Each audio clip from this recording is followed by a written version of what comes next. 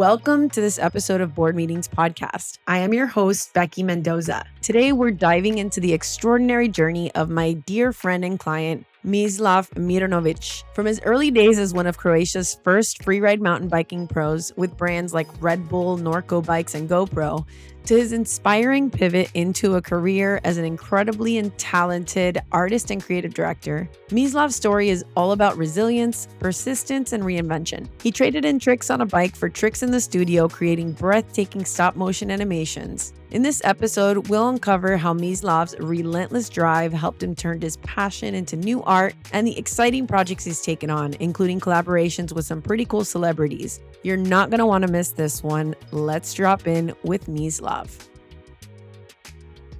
Okay, welcome, Mislav. Thank you for having me.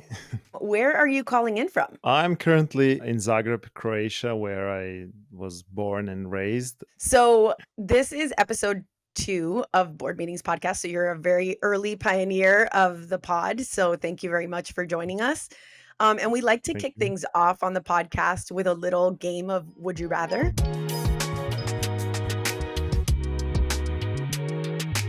We like to relate the Would You Rather questions for each guest to kind of where they've been to where they are now. So my Would You Rather question is, would you rather ride down the 2024 Red Bull Rampage course or shoot a stop motion animation film with only 3 days to finish?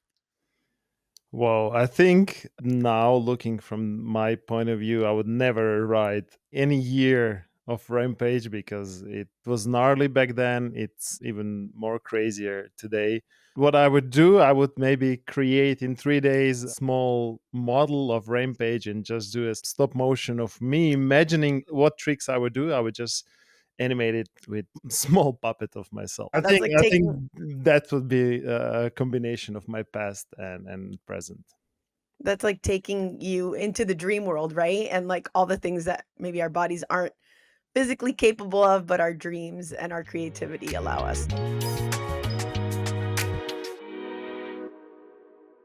That's a great way to kick off the episode because you are Thanks. a creative genius now. So you went from professional mountain bike athlete to this incredible, and I was so privileged to be able to watch your journey throughout your career. And I can't wait for our guests to hear more about where that all came from, where it happened. So let's kick things off with maybe having you walk us through your mountain bike career. How did you get into mountain biking?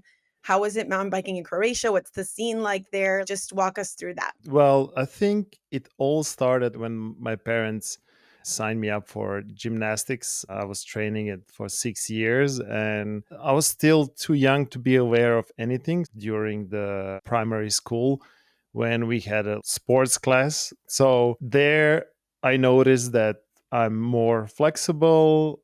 I can do flips. So I got all the attention from my friends. So that was my first awareness that whenever I do something that nobody can do it, somehow I get the attention. And being a young kid, I think that means a lot to all the kids. So it meant a lot to me because I wasn't good at school, so I didn't have the best grades, but I was doing tricks. So later on, when I learned how to ride a bicycle, I just wanted to combine those two things, and I started doing gymnastics on a bicycle.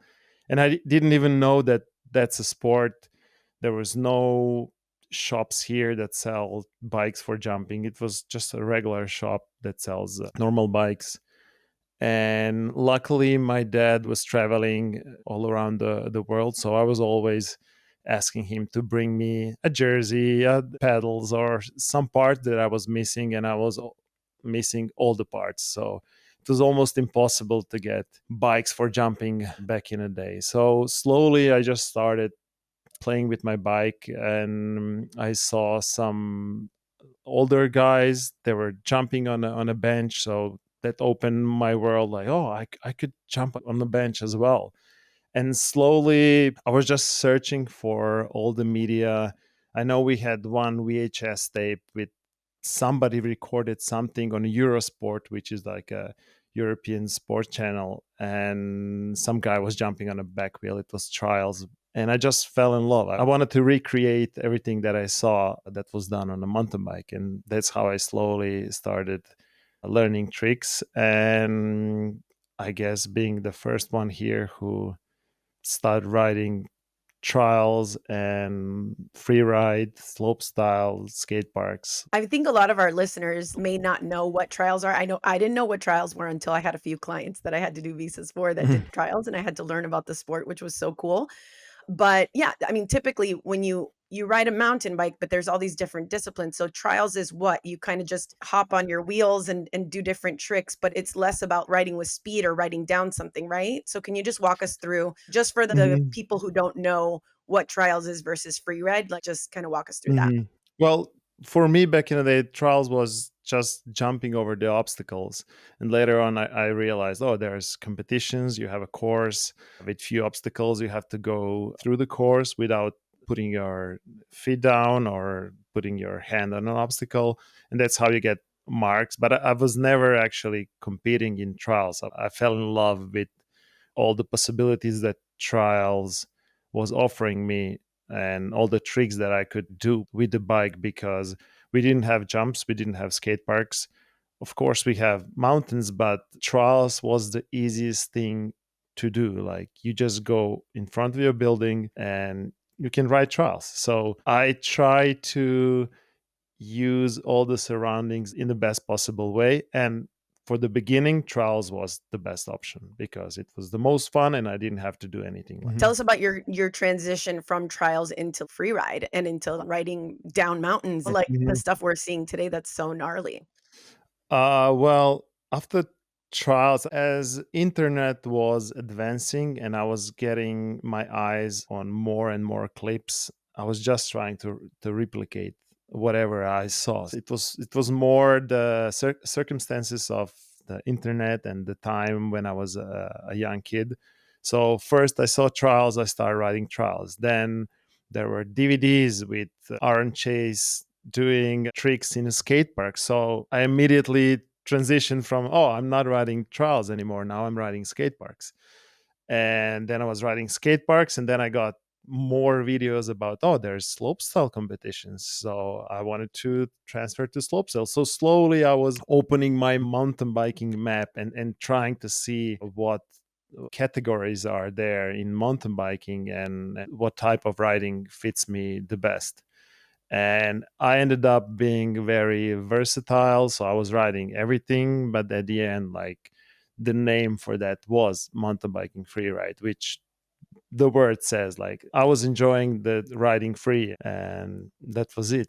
That's a great segue into like, how do you go from just having this be a hobby to being pro, like to being a sponsored Mhm. athlete? First of all, when I noticed that there are professional mountain bikers, I was like, okay, I want to be part of that world. I didn't have enough confidence to say, oh, I want to be the best in the world because that was still maybe impossible for me to imagine that. But at least I wanted to imagine, okay, there's this world of professional mountain biking, and I'll be happy if I'll be just part of it.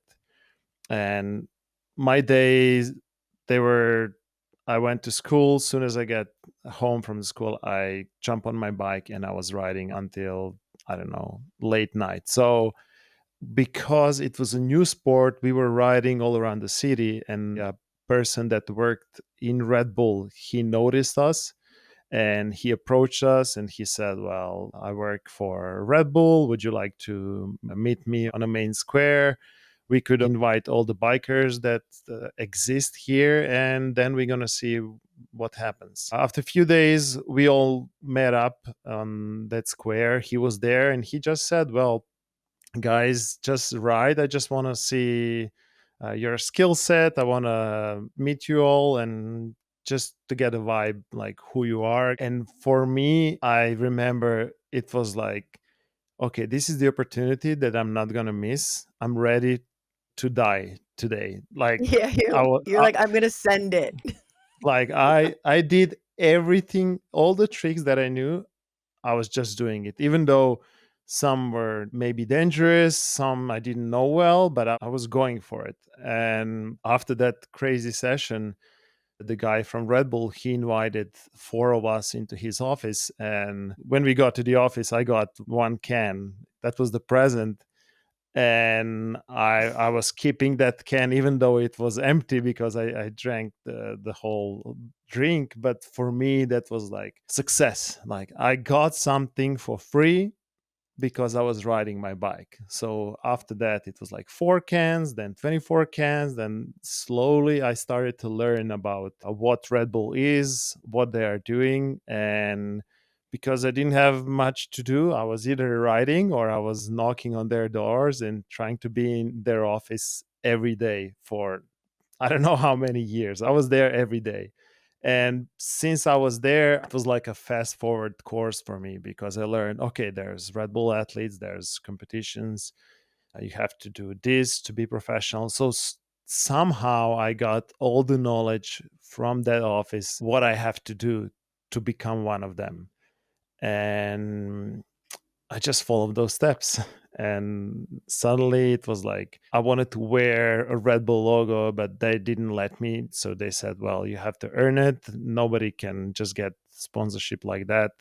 You have to be a Red Bull athlete. Then you're going to get all the clothing, helmets, and we're going to make sure we give wings to your ideas and to your riding. And you obviously were very persistent and did that and ended up with the helmets and all the gear, right? Well, yes. I mean, it was a long journey for me because after that talk with them, it was the same thing as the first meeting. I wanted to give everything that I've got to reach that goal. And slowly I started riding competitions in Slovenia, Austria, so all in this region. I was covering all the competitions, and on every competition, I ended up like top 10. So I showed them that I have some skills. I was trying to come up with some cool projects, even though I was 16 or 17 years old then. And they asked me, like, if you could create an event in Zagreb, what would you do? And I came up with an idea of like a dual slalom street skate park trials, something like I mixed all those skills and all those tricks that I had and the knowledge. I mixed it into that idea, like why don't we build a course in the middle of the city with obstacles, jumps, wall rides, tubes, and spines? And they said, well, let's try it. And after 2 years of planning, we organized the Red Bull Marketplace race. And I couldn't believe it that something that I came up with, the course, it was there. Like they've built it. So they really gave wings to my idea. And I finished fourth the first year. And because it was international competition, being fourth was good enough for them to see me as a international talent. I think that was the name back then, how they described my position. And they told me, well, we are thinking about branding you, but let's see how this year will go. And I knew like shit, I need to do something to earn it.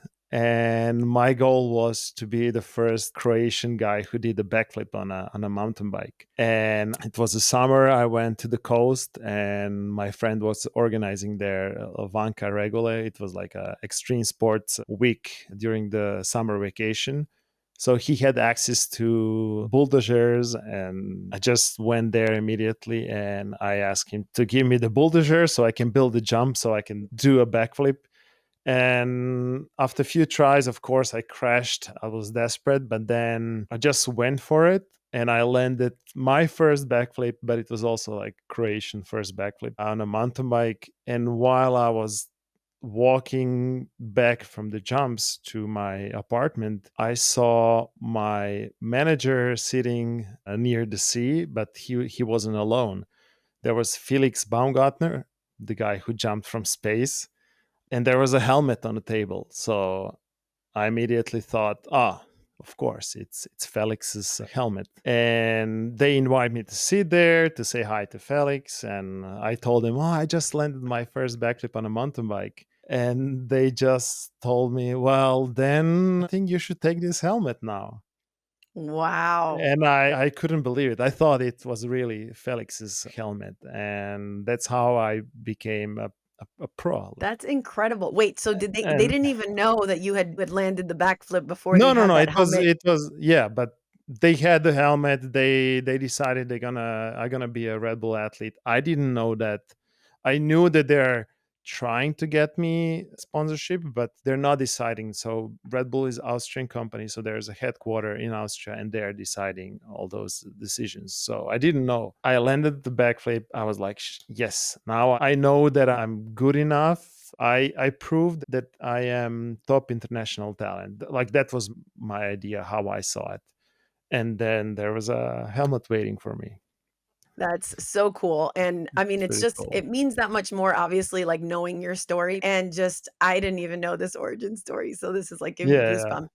goosebumps. So thank you very much for sharing You're that. welcome. I'd like to hear a little bit more about your transition because you and I initially met because I worked with you on a P1 visa so you could come to the Hmm. United States. So tell me about that transition from this period in your life where you've like, okay, you're top international talent in Croatia. Hmm. And now what's next? Like, tell me about your migration to the US and the Hmm. time that you were here. Well, my first visit to US was when I was 20 years old. Now I had a helmet and there was a lot of expectations from me. And I knew like because we didn't have any parks, any facilities, there was nothing. I learned backflip without the foam pit. So I learned it hard way. Like you just have to commit and to get there without seeing anyone in person doing it. It was a tough trick to learn. So knowing that, I immediately said to Red Bull, I would love to visit some facilities where I could progress my skills. And they work with Woodward Camp. So all the Red Bull athletes are welcome to Woodward Camp and during the winter times when Woodward is closed. So there's only professionals. So just knowing that they're sending me there, I went to Pennsylvania, which is Woodward East, and just being there with the helmet, I'm like, oh shit, now I am part of this mountain bike world. There was a foam pit, resi. For me, it looked like I found a cheat codes because suddenly in 2 months, I unlocked all the tricks that I wanted to learn. It was insane. Like, I couldn't believe that you can advance so fast and so much in a perfect surrounding. I was going to Woodward Camp for next 10 years every year for 2 months and I was getting better and better, but I was always 1 year behind the current best athletes over there.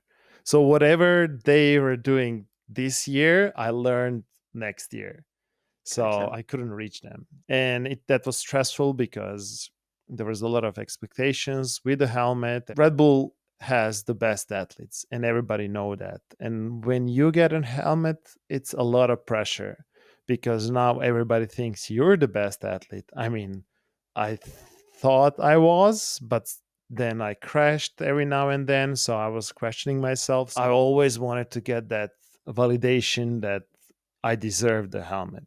So knowing that forced me to find different paths to fight that demon, which is stress and expectations.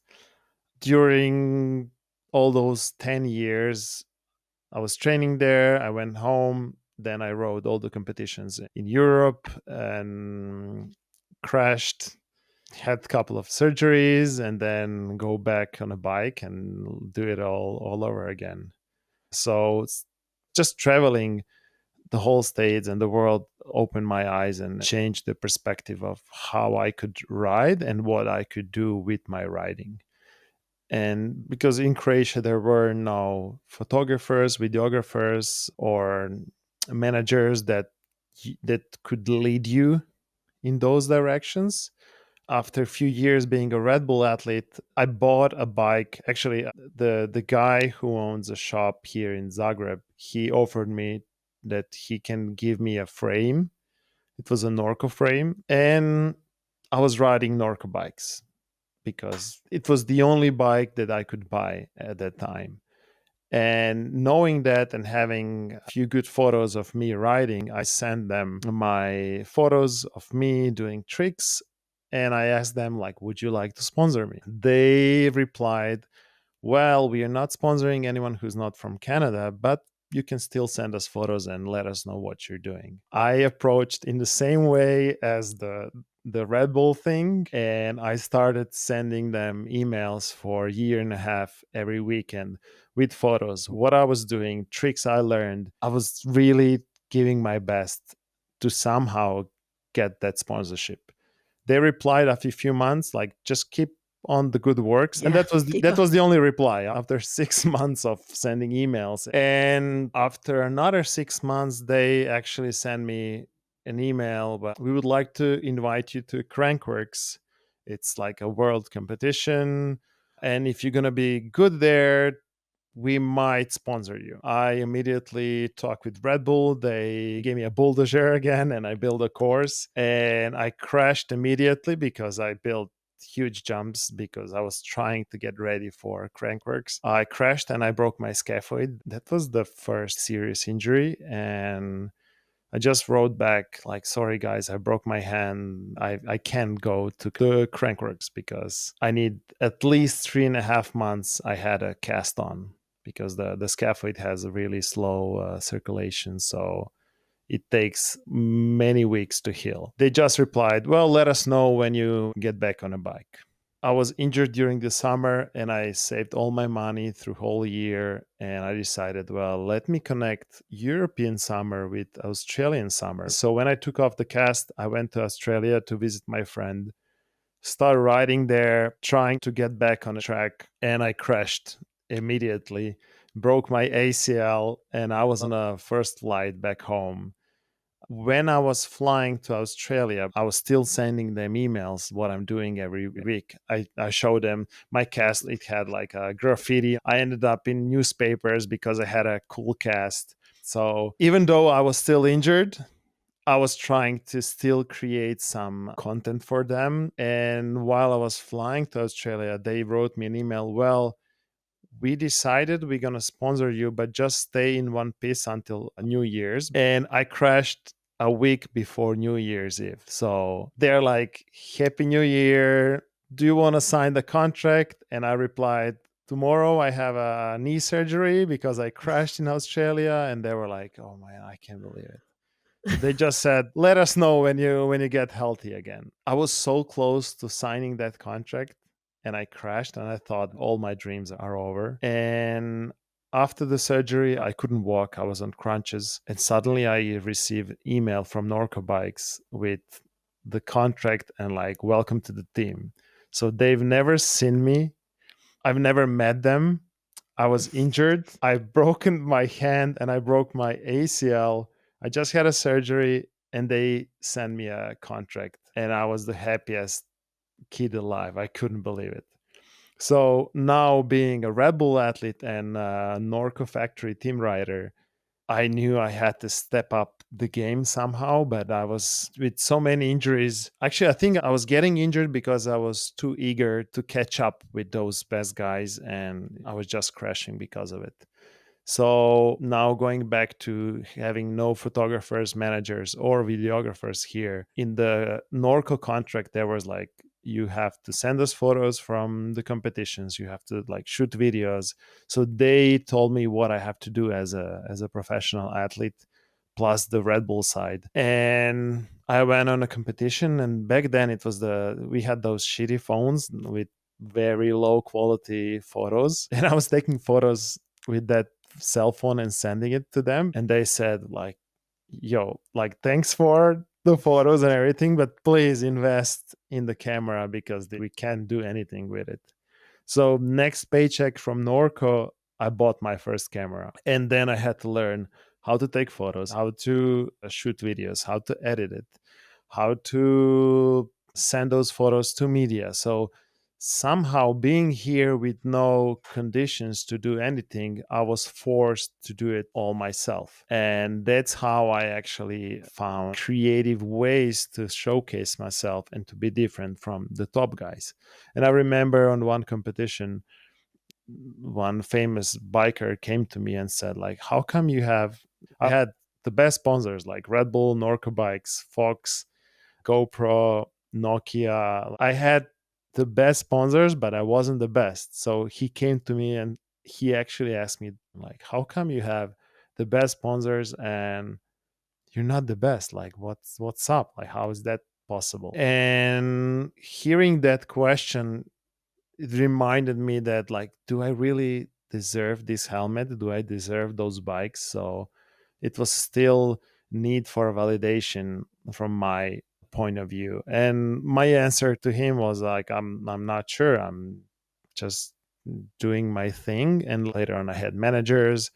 They told me, well, you're the most creative guy in this mountain bike world. Like, the way you promote products, it's not in your face. You always think of something and you come up with the coolest ideas. And that's how I learned, actually I was doing something that, like, the reason why they're sponsoring someone, I was the answer. Like, if they give you a product, they want you to wear that product and to showcase it in the best possible way. Others, they've done it. It had results, of course, but the only result I could have was the creativity and to showcase those products in a different way. And then when you combine all those little details and put it in attachment and send an email, they loved it. And that was my biggest trick.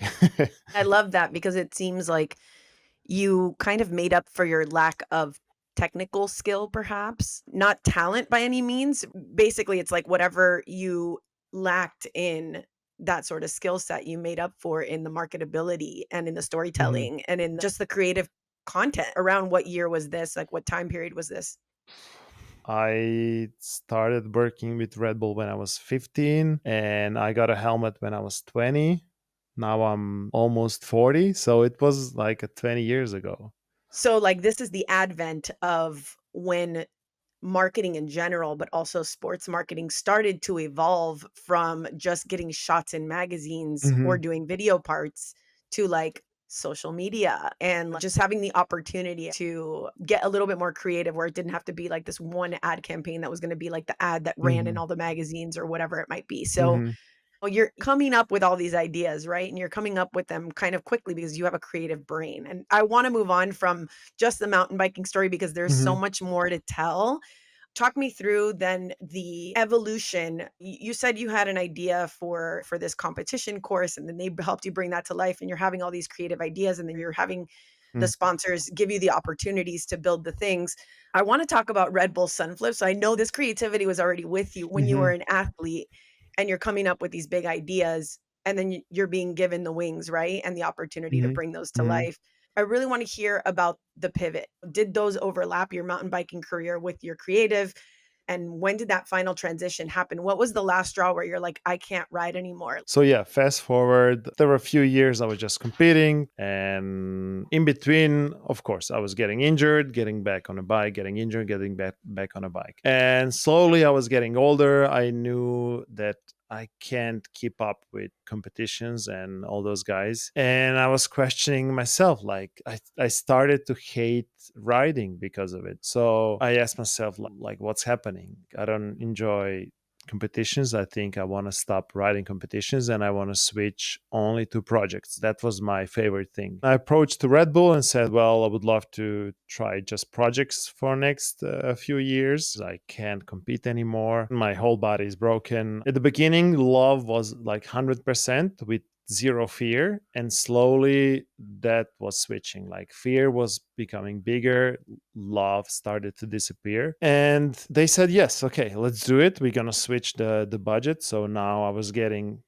paid the amount of bonus I was making, and the salary was the bonus. So I was motivated to create cool projects. First year I went to Woodward again to train, and I wanted to be a first mountain biker who did front flip as well. So I was learning front flip into the foam pit, of course. I learned that pretty fast. And in Woodward, before the cell phones and everything, they had like a camera that was playing all the tricks that I've just done. It was a replay, so it was delayed. So while I was watching me learning a front flip, I realized that my body is in the same position as the bull on the can. My fingers were holding the brakes. So I was a bull in that moment. And I'm like, wow, like what if I use that position and there's a sunset in the middle and there's another athlete and we both like do a front flip facing each other with the sunset in the middle, we could recreate the Red Bull logo. So I pitched that to Red Bull. I hired illustrator. He draw the idea on a paper. So that was my presentation for that year. Like I didn't present the competitions, I presented drawings. And I said, well, I want to do this. So actually Red Bull Sunflips were the first project. After that, the only thing that I needed to do was land the front flip. Soon as I got back from States, I went to Switzerland. That was still happening when I was riding my last competitions. I didn't have to do it, but I just went for it.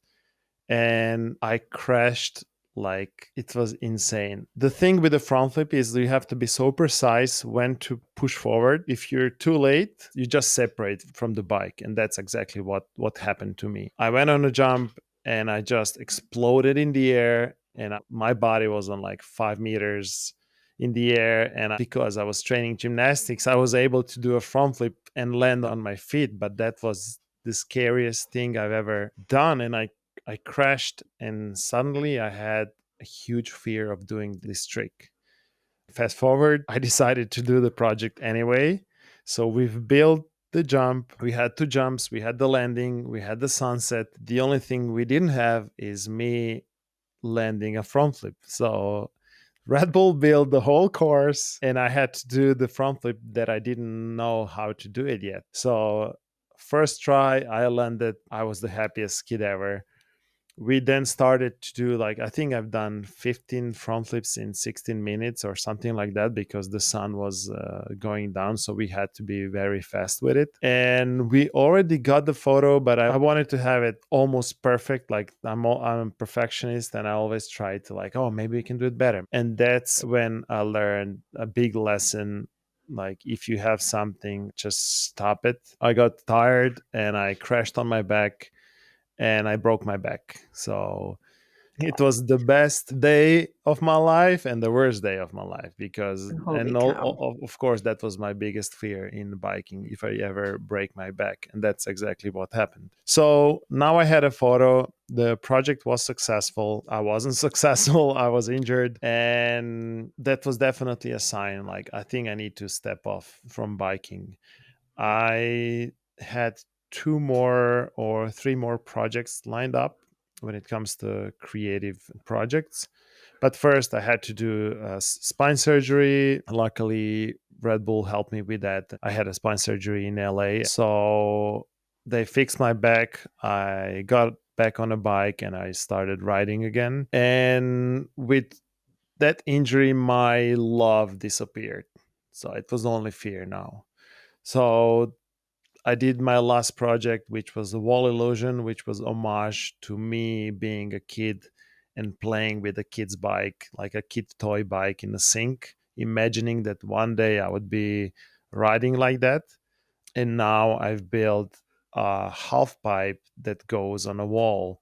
We made a mural of my sink when I was a kid, and I've built Okay. a jump. So when I did the wall ride on that wall, we took a photo, and the next photo was actually me positioning my fingers like I'm holding myself like a little figure. Hmm. And that ended up in Red Bulletin magazine, and it was like homage and the end of my career. But the coolest thing happened after that because the Sunflips ended up in Decline magazine, which was the biggest mountain bike magazine in the world back then. And that article actually gave me validation that I can wear a helmet. So soon as I got the validation that I deserve this helmet, even though I'm not the craziest rider out there. I've done something in this world of mountain biking. I created something, and that's why I had a helmet.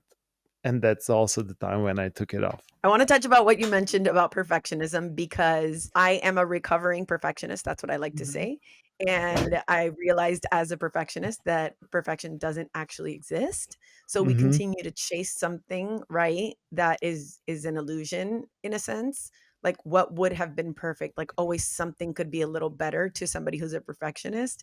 And it's the same thing with me in this podcast. Let's say, like, if I wait until everything's perfect, I'm never gonna release it. Mhm. You know what I mean? Like as perfectionists, we can kind of tend to stand in our own ways.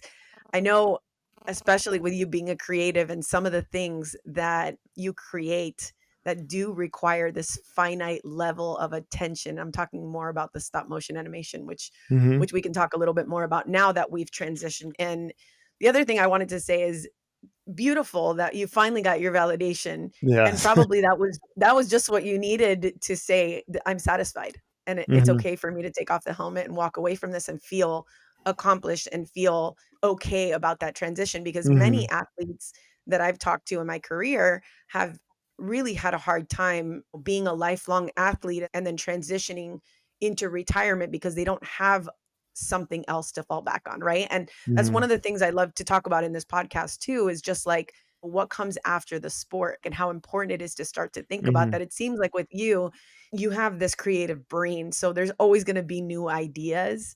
So it sounds to me like through your injuries, you probably just had to mature into Mhm. knowing and building confidence that your creative brain is probably a bigger asset to you than Mhm. your Mhm. physical talent, right? As an athlete. Mhm. Well, yes, everything is kind of connected, and having this Decline magazine article definitely got me. I was calm after that. Like I knew I deserved everything that I had. So, next step was, what should I do? I actually started also thinking about finishing my career when I crashed on my head, broke my neck. And I asked myself, like, shit, like, what if I get injured? Who am I going to be? I don't know nothing else except how to ride my bike. So then I started to study sport management. I got my bachelor degree. I actually took a paper, and on one side, I wrote everything that I love to do. And on the other side, I wrote everything that I know how to do, and I combined all those things, and there was only one job that described everything that I knew and loved, and that was working for Red Bull. Finishing my career, I needed something new, so I wanted to work for Red Bull but somewhere else. Being in States every year for a few months, I met a lot of people, and I decided to move to New York City. Day before I moved to New York City, I had a promotion of my book. And that book actually is the whole biking story from the beginning until the decline article. When I moved to New York City, Wait, I hold on one second. Hold on uh-huh. one second. You wrote a book. We didn't know this. You didn't know? Tell us Yeah. about what's the name of your book? Is your book available for purchase? Like, It's still not in the bookstores. I was telling all those crazy stories from my career, and people started to invite me to give lectures. So I started to give lectures in creative agencies about my athlete career, and I saw the reaction from the listeners, and they were like, "Man, this is amazing. I think everybody should hear this story because it's inspiring." And so I decided, well, maybe I should put it in a book so they all can read about it. what's the name of the book? It's called bikography. It's like biography. The word bajka on Croatian means fairy tale. So it was like biography about biking, but it was a fairy tale for me. So that was I the love name that. of the book. And I had a promotion of the book that night. Next morning, 6 a.m., I moved to New York City. The goal was to work for Red Bull. I went to their office and I talked with them like, I would love to work here. Would you like to hire me? And they said, we would love to, but this is New York City. This is the center of the world. Everybody come here and they want this job. So it's unfortunately it's not possible. I spent all the savings just to move there to get that job. And now I just found out that I'm not gonna get that job. And it was a huge shock for me. I got home and I didn't know what to do with myself. So, being a bit depressed there, like, shit, like I just finished my career. What am I doing here? I don't have any money. The rent is huge. But I asked myself, like, okay, why did I succeed in biking? And the only answer was, first of all, I was obsessed with it and I loved it and I would do it anyway. If I was a professional or not, knowing those answers, I said to myself, okay, then just take the same approach. What are you obsessed with? And what would you do even though it didn't matter if it was bringing you money or you were losing money with it? So, because I loved creating and playing with the content and everything, I loved Red Bull, I loved photography and videography, and I just started playing with cans, coming up with creative ideas with cans. And I was posting those photos, and suddenly Red Bull accounts from around the world, they started to repost my content, and I just asked for the credit. And slowly but surely my name started to spread in all the Red Bull offices around the world. After a few weeks of doing that, I got a call from headquarters and they said, well, we have a project for you. Our athlete is Neymar Jr., which is a famous soccer player. I'm sure you know who he is. Mhm. And he might win Champions League, so we would love to do something with him. Can you come up with some ideas?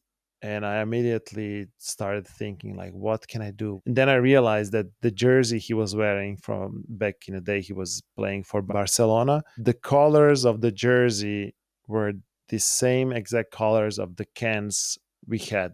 Usually soccer players are giving each other jerseys when they win something or when they have a match. So I'm like, why don't we just make him a jersey out of the Red Bull cans and give him the jersey? So they said, okay, create a jersey. Let's see how it goes. And I created a jersey out of Red Bull cans. He won the Champions League. Red Bull posted the photo of the jersey. He posted the photo of the jersey. He loved the jersey so much that he asked for the jersey. So I sent him the jersey. And that was insane. Like, I finally realized, oh, maybe this is the way to go. And the result was of obsession with something you love. After that, I got another call. Well, Neymar just scored a crazy goal. Would you be able to recreate the goal with the cans? And I'm like, of course, I'll do it.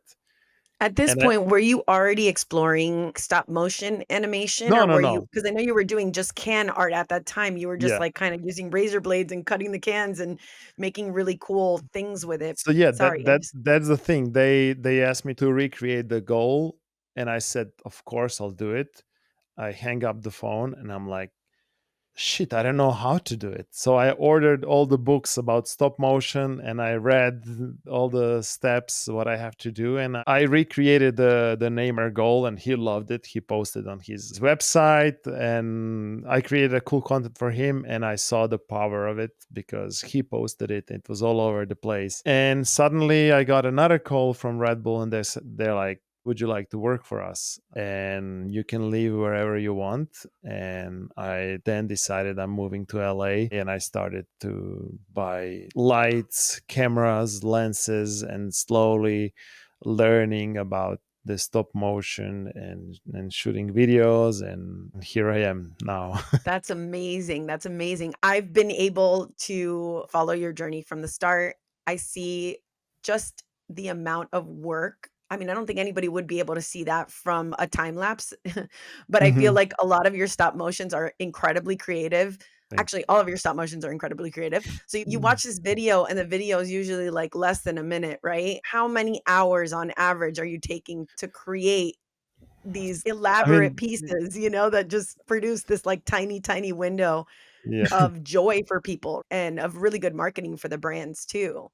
1 minute is a lot. I Okay, let's do let's it do like really, 20 seconds. Let's do yeah. 20 seconds. So usually, of course, it depends how crazy the idea is. I started pretty simple with just moving cans left and right, and then slowly started to tell stories with it. So it depends what the story I have to tell to the audience.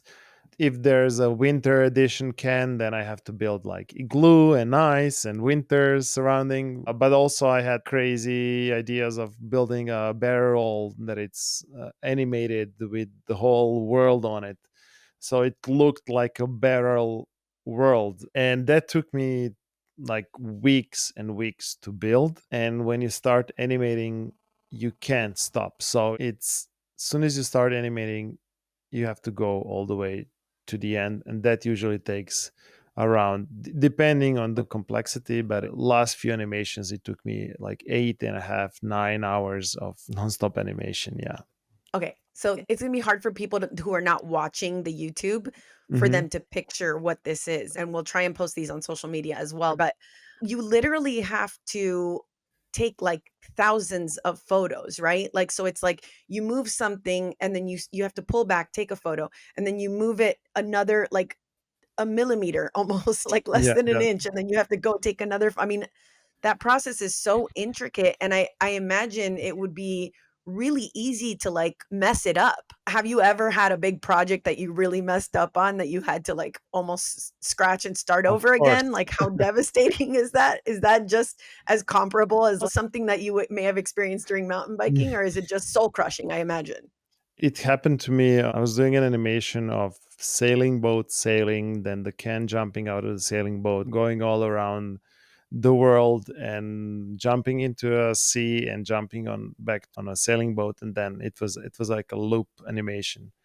So I started with a sailing boat and I had to finish with a sailing boat. And I was, after 7.5 hours of animating, I forgot to take off some stick that was holding a sail on the sailboat because it was too tall. So when the barrel was spinning, it was hitting the floor, and you can't even touch anything because it's going to mess up the whole animation. So I forgot to take out the stick. And while the world was spinning, it hit the floor of my studio, and I just turned off the lights and I went home. And next day, I had to do it all over again. So, if you want to compare it to mountain biking, it was like a big crash. But next day, I was stronger and I landed the trick. Holy cow. I think it's hard for people to see what you produce and to really imagine like how every single it's just so damn creative. I mean, kudos to you, obviously, and I'm sure you Thank get you. that so much. I think your work is so incredibly underrated. And Mhm. so, in the sense of you've had these amazing projects with Red Bull, I've seen you do work with other brands, not just stop motion, right? But it's really hard to like picture the creative process for all this. Are you storyboarding everything beforehand and kind of laying it all out? Like, what's that process like?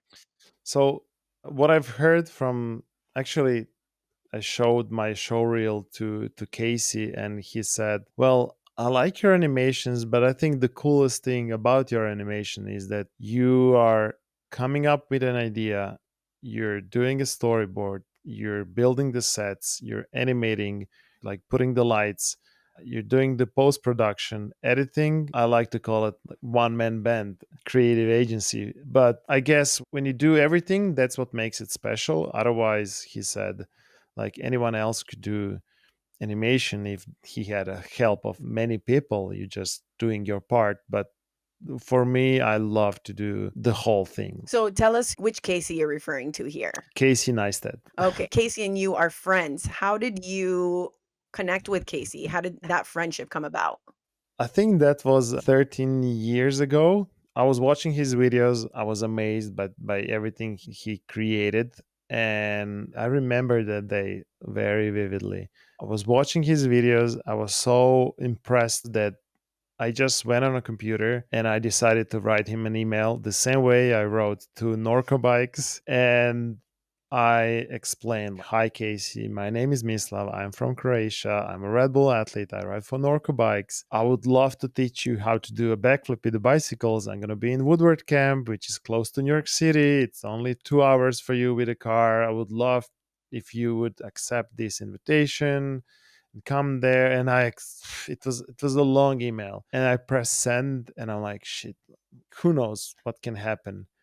And after, I'm not lying, 30 seconds, I hear like inbox. Doo-doom. And I open an email. He replied with caption lock on, let's do it. That's it. That was The the only opposite of answer. your email. Yeah, the opposite of your very lengthy email. Exactly. He's just like, "Yes, sign me So, up. Let's s- go." so when I went to Woodward that year, he actually came there and he shot the whole video about it. And later that night, when we talked, he said, I get so many emails every day. Do you know why I reply to yours? And I'm like, no, why did you do it? He said, you were the first one who reached out to me offering something and didn't ask for anything. And that's why I decided to do this video. And since that day, somehow we got closer and closer. And especially when I moved to New York, I was hanging out with him. And when he was in LA, and year by year, with no pressure, somehow I can say, yeah, he's my friend. And I hope he means the same. I mean, he's like a pioneer of YouTubing and blogging and everything, right? Yeah, For he's the OG YouTuber. He's an amazing person. Like, you know how you're starstruck, Starstruck. Yeah, that's right. yeah, starstruck when you see someone, and then they say never meet your heroes, but like I met my hero and he's even better in person. So just looking at the way he does things, his dedication to something actually reminded me that we have some similar characteristics. If he's doing something, it's all in. And that reminded me to me riding as a kid. So I think that's how we related when it comes to character. And later on, of course, when he saw the show reel, he said, I don't want to work with you because you produce cool things. I want to work with you because you're a cool guy. Last year, yeah, he reached out to me and he said, let's do animations for my new video. And we've done it. So now you've taken us through your mountain bike career to that transition into creative. But what Hmm. also comes with that creative that many people don't appreciate is the entrepreneurial side of that, right? Creating your own business. So you talk about being a one man band when Hmm. you are creating your videos and your projects, but then adding onto that the administration and the things that it takes to be an entrepreneur and run your own business and everything from the contracts to the accounting to all these other things. It seems to me you're a one man band in that as well. So your creative agency is called MM Studios, right? And Yes, that's your yes. initials. Hmm. Hmm. And did you decide, okay, well, I'm going to open my creative agency straight away? And then you created MM Studios? Like, tell me about the mental transition of like, I need to Hmm. start an agency rather than just being like an individual. Well, it wasn't a decision like, oh, I want to have an agency, let's do it. I was going like go with the flow, and somehow transition happened by itself. Working for Red Bull while I was living in LA, then I moved back to Europe, and they invited me for a meeting. They offered me another job. They said, well, we want to give you this job if you want to do it. So the only way to work, I had to open a A company. company. Right, right. So I didn't even think about the name because it was like, okay, I'll just do it because we have to start working immediately. And I just said, you know what? Forget about the name. I'll just do it initials and that's it. But now somehow it sounds pretty cool to me. And then COVID hit, so the work stopped. And then I broke my back again, and then there was an earthquake here, so it was like one thing after another, and yeah, almost hit a rock bottom. And I think Mike Tyson said the rock bottom is a great trampoline. So I bounced back, I love and that. now I fixed my back. I had a spine fusion 2 years ago, so that was my biggest issue. I couldn't walk, couldn't run, couldn't sit, couldn't even lay down. It was crazy, like the pain and frustration and living on painkillers. That was the definitely priority number one. Like, let's fix my back, and then we're gonna fix the work, and then we're gonna fix the next thing and the next thing and next thing. So I had to prioritize. I had to figure out what's the first thing to do, and I just went for it. Awesome. I guess this is a byproduct of being a professional athlete, right? Mhm. Is having these injuries I'm super curious, and I'm sure a lot of the people listening would be curious. We've heard about a lot of your different injuries throughout your career. Mhm. You mentioned specifically this back one that stayed with you, but what other injuries have stayed with you or like kind of crept back in as you've aged a little bit? I mean, I can feel every each injury still in a way. The way to fight it is trying to train every day. So that's what keeps me in one piece. But yeah, I had three spine surgeries. I had two knee surgeries, two leg surgeries. I broke my hand scaphoid. I broke my neck. I had two shoulder surgeries. I broke my heart. So Oh, I learned everything is okay if you come back to one piece. So now it's a great lesson of and life. you're still taking really good care of your body and your health, which I think is something that some athletes kind of later in life or after retirement may kind of like fall off of that Hmm. training regimen because you had to be fit in order to perform in your sport, right? And to Hmm. keep up. And so that was a part of your job is to train.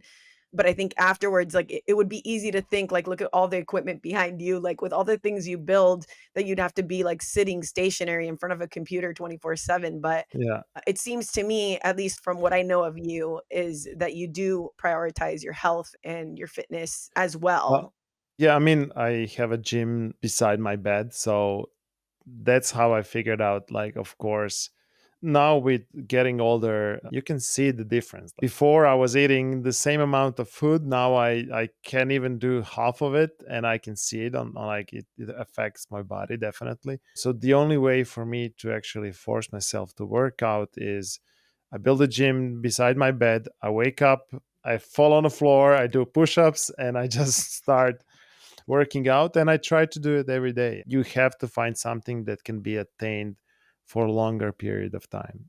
Find a lifestyle that you like and that involves some exercise, and then you can keep on doing it. I love that. Okay, we're going back into your role as an entrepreneur because that's Hmm. what you are, as well as a creative and all the other Thank you. things. What are the biggest challenges you face as an entrepreneur? Like, how hard is it to get clients? Like, what are the challenges and the hardships that people don't really see on the front end on the Mhm. Instagrams? Well, first, I think the hardest thing is the beginning. You have to prove yourself, and once you do that, then it's much easier. But I like to describe it. Let's say the world has like a hell, then the surface, then clouds, and then the sky. So being in hell, well, it's obvious. You've done something wrong. Your life is a hell. You're done there. Being on the surface, it's like you're accepting a normal life. It fits you well, you're satisfied with it, and that's okay. But your point of view is, yeah, like, you see the buildings, you see everything from down below. But if you start chasing something, that means you're starting to go higher and higher, and there's a moment when you go into the clouds and you don't even know where's up, where's down. You just have to believe and keep on doing it, but it's so hard because there's no feedback there. You're blind in those clouds, and if you stop doing it, you're falling back on earth. But if you just keep on pushing, suddenly you're gonna break up, and then you're gonna see the sun and the horizon and everything. You're gonna have much better view from up top, like when it comes to clouds, the city, the world, and everything. So the toughest part is figuring out what you want to do that lifts you up. And once you're starting to go up, there's a moment when you're doing it because you love it, but there's no recognition, there's no money in it, and you just have to keep on doing until you break the clouds, and then it's sunshine. But up there, you have to move your wings really fast to stay there. If you stop flying, then you start falling. So We're tying I that don't all know. back into Red Yeah, Bull giving you wings and into yeah. I into guess your whole career. I guess, yeah, that affects it as well. Yeah, but I would imagine where that sky state is, because I know I've found myself there before, and it's not always you don't just stay there, right? You have to keep pushing to stay there. But I call that like being in my flow state when all the things Hmm. are just lining up and I'm able to see and appreciate everything. I love that correlation you just made. I think that's a really valuable, like, kind of vision for Hmm. people to take with them from this episode. And Hmm. I think you really Hmm. like your story walked us through each one of those stages in a Yeah. sense. So I think that's a beautiful, beautiful thing. We're getting Thank ready you. to wrap up here. I would Hmm. say 3 words that I would use to describe you after hearing this episode. Number 1, I would say is persistence. You want what you want and you're gonna go get it and you're gonna keep Yes. chasing it until you get it, and I Yes. think there's a lot to be said here because a lot of people will just give up. You reach out once or twice, you don't get what you want, and then you just give up, and I think that's probably what stuck out to the sponsors about you is that you just wouldn't go away, and then eventually what you were producing was you had to get creative because it's like you're not gonna send them Hmm. the same email every single week or whatever, so Hmm. that persistence is amazing. Thank you. Another word to describe you would be resilient. And that's overcoming all of the challenges and the adversities. And, you weren't the best, but you found ways to be the best. And then the third thing I would say about you, obviously, is that you're super duper creative. I'm going to add a fourth because why not? Thank But you. you're super creative. And I think that Thank you. creativity really, really melded in. And this is what I'm taking as like an analysis of the reasons why you've been so successful. The last one is gratitude. Is I feel like every single thing that you have gone and earned, you have like been so incredibly grateful for and you have appreciated it in a way that's so obvious to the people around you. Like it doesn't seem like you take much of anything for granted. Like you appreciate the opportunities you're given, but you're not just given those opportunities, you've chased them, like you've earned them. Yeah. So I'm glad and I hope right now looking from the sky down, you can see in your career that all of it was worth it. All of it had a purpose and Absolutely. Yes. it's a beautiful story. And I'm so Thank you. thankful that you shared it with me and with our Mhm. listeners. What advice would you give to any young athletes wanting to sink their teeth in and really chase their dreams? My approach to everything is you have to find something that you're obsessed with because that's the only way you're going to be competitive. Otherwise, if you choose any job just because maybe it pays well, on that job, there will be a guy who's obsessed with that job. He's gonna go home after work, he's gonna keep on working, he's never gonna stop thinking about this job. And there's no way you can be better than him. There's no way you can compete with him because he's obsessed there. So don't choose the job that gives you money, choose the job that you're obsessed with, and then you will have no competition because nobody will stay in the studio for 10 hours. I know that there's not many guys who are ready to do that over and over again. So when you combine those things, it's the only way forward for you. You're One welcome. more thing I'm going to talk about. It's something I'm super curious about. And I think, especially with the advent of AI Hmm. and seeing the creative process simplified by using artificial intelligence, is that something that is worrisome to you, or is it something that you welcome? And is it also something that you've kind of wanted to learn to implement in your work so that you can save yourself some of the long hours? Hmm. The way I see it is a tool. And when you use it as a tool, I think it's amazing.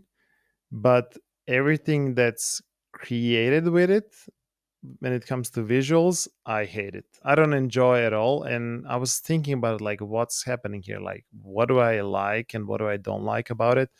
And I realized I love to see manual things. I love to see a human touch. I want to see a fingerprint. I don't care what computer creates. I want to experience someone's blood and sweat when I see something. Like I want to see mistakes. I'm not surprised what computer can do, but I can be surprised what human can do. That's a great way to wrap. Thank you. Okay, Mislav, well, thank you so much for sharing your story. I hope that our audience and our listeners can take some pretty valuable lessons that you shared. Mhm. The whole story is just an inspiring story, and I really hope that our listeners get as much out of it as I did. So thank you so much for joining us. Thank And you for having yeah, me. all right. Yeah, thank See you. you next time. Bye bye, guys. Thanks. Thank you for tuning into this episode of Board Meetings Podcast. Huge thanks to our guest Mislav for sharing his story of persistence, resilience, creativity, and gratitude. I hope you enjoyed our chat as much as I did. Don't forget to like, subscribe, and share with friends, and leave us a review if you like this episode. And make sure you follow us on Instagram at boardmeetings.pod. And if you want to see our faces, you can watch us on youtube.com at boardmeetingspod to get some amazing visuals of Mislav's work. We have some more amazing guests lined up that you will not want to miss, so make sure you tune in. Thanks again, and we'll catch you next time.